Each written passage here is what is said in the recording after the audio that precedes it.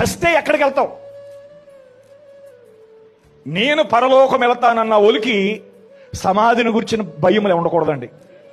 నేను దేవుని రాజ్యం వెళ్తాను, నేను పరలోకం వెళ్తానన్న ఒలికి సమాధి గురించిన భయం ఉండకూడదండి.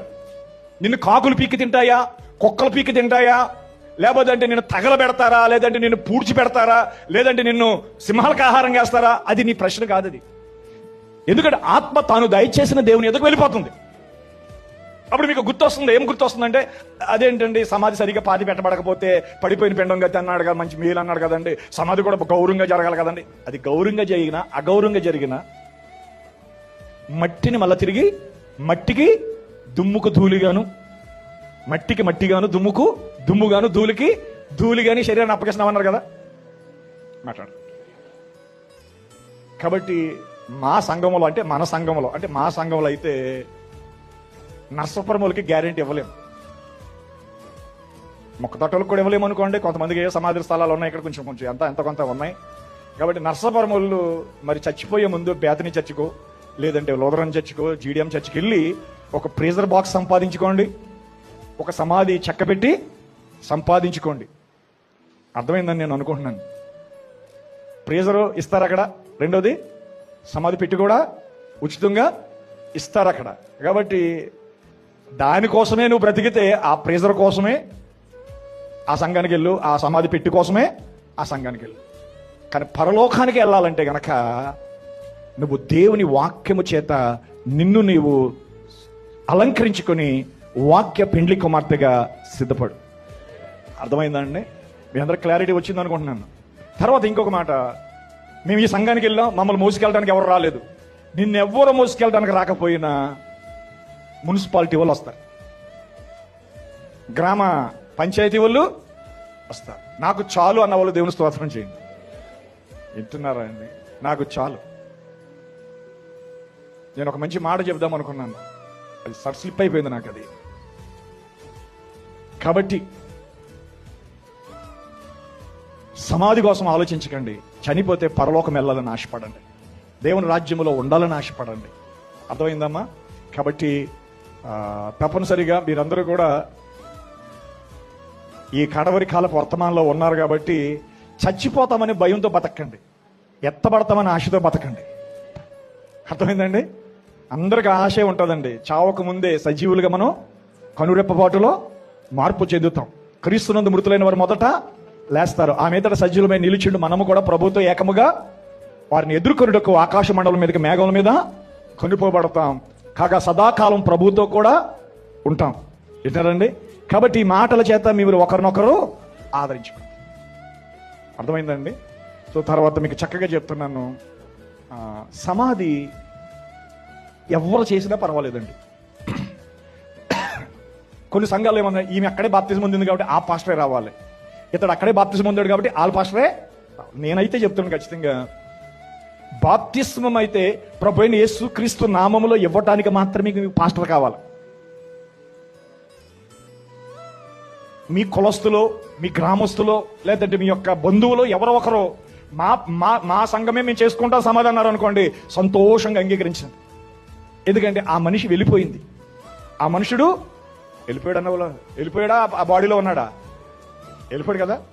ఇప్పుడు ఆ వ్యక్తి, వెళ్ళిపోయిన వ్యక్తి కోసం మీరు కొట్టుకోకండి. మేము సమాధి చేస్తాం, మేము సమాధి చేస్తాం, మేము సమాధి చేస్తాం.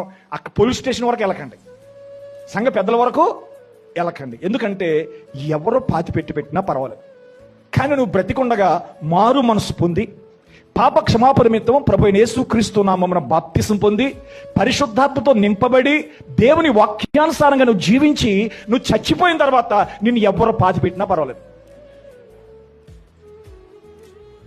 ఎందుకంటే నువ్వు ఆల్రెడీ మారు మనసు పొంది పాప క్షమాపణ నిమిత్తము యేసుక్రీస్తు నామములో బాప్తిసం పొందినప్పుడే నువ్వు చచ్చిపోయావు. అర్థమైందని చెప్పింది, అప్పుడే చచ్చిపోయావు నువ్వు.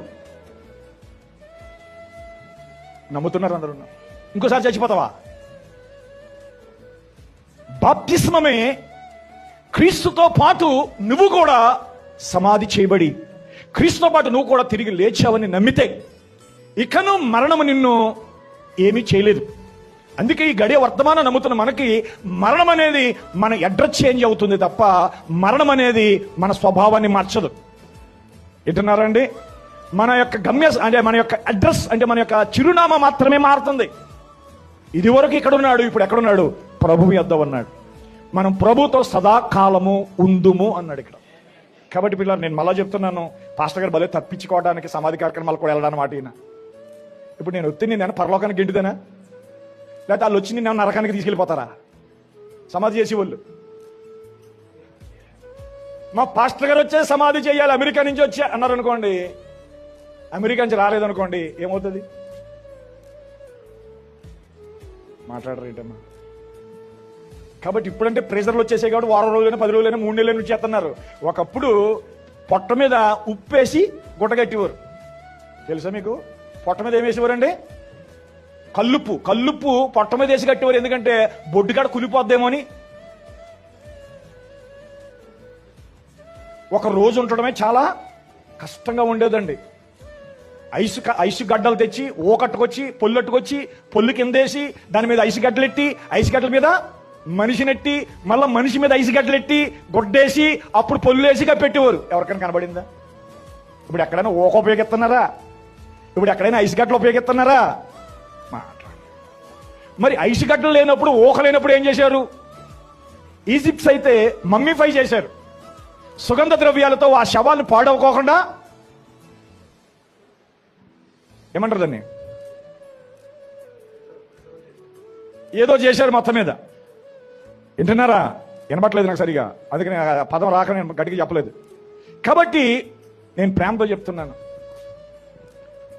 ఐసు గడ్డలో పెట్టినా ఉప్పేసి కట్టినా ఐసు గడ్డలో పెట్టినా ఫ్రీజర్లో పెట్టినా తప్పగా దాన్ని తీసి మళ్ళీ మట్టిలో పెట్టాల్సిందే. అందరికి అర్థమైందని చెప్పింది. కాబట్టి మీరెవ్వరూ సమాధుల కోసం అయితే ఈ సంఘానికి రాకండి. ఆమె చెప్పడం, మనందరం కలిసి దొడ్డు కొనేసుకుంటే సరిపోతుంది కదండే. మీరు అంత కఠినంగా అలా మాట్లాడుతున్నారా? దొడ్డు ఎందుకంటే పరలోకానికి ఎత్తబాటు. ఇప్పుడు క్రీస్తు రాకడ 63లో అయిపోయింది అన్నవాడు ఎందుకు ఎడుతున్నాడు ఇక్కడ నాకు అర్థం అవ్వట్లేదు. 63లో రాకడైపోతే, 77లో రాకడైపోతే, 93లో రాకడైపోతే ఈ గుంపంతా ఎందుకు ఇంకా ఇక్కడ కనబడుతున్నారో నాకు అర్థం కావట్లేదు. కాబట్టి ఈ మధ్యాహ్న కాల సమయంలో సమాధుల కోసం ఎవరు ఆశపడకండి. పెట్టి ఎంత కాస్ట్లీది అన్నది లేదు. ముందే చెప్పేస్తున్నారు, ఇలా ఉండాలన్నా పెట్టి, ఇలా ఉండాలన్నా పెట్టి. అది పెట్టి లోపల ఎట్టినది మట్టిలోనే కదా పెట్టింది. సో కాబట్టి సమాధుల పెట్టుల కోసము, సమాధుల స్థలముల కోసము, ఎవరు కప్పెడతారనే దానికోసము, ఎవరు వస్తారనే దానికోసము ఎవరు ఎదురు చూడకండి. ఆ దరిద్రుడైన లాజరు లాగా నువ్వు కూడా దేవదూతల చేత కొనుపోబడి విశ్వాసాన్ని కలిగి జీవించు. ఎవరు వచ్చినా ఎవరు రాకపోయినా. కొన్నిసార్లు మీ సంఘం రాలేదని బాధపడకండి, కొన్నిసార్లు మీ అన్నదమ్ములు రాలేదని బాధపడకండి, మీ అక్క చెల్లెలు రాలేదని బాధపడకండి, మీ బంధువులు రాలేదని బాధపడకండి. ఎందుకంటే వెళ్ళవలసిన వాడు నిత్య గమ్యానికి వెళ్ళిపోయారు. సో ఇవన్నీ మీరు అందరూ ఎరిగి ఉండాలని కోరుకుంటున్నాను.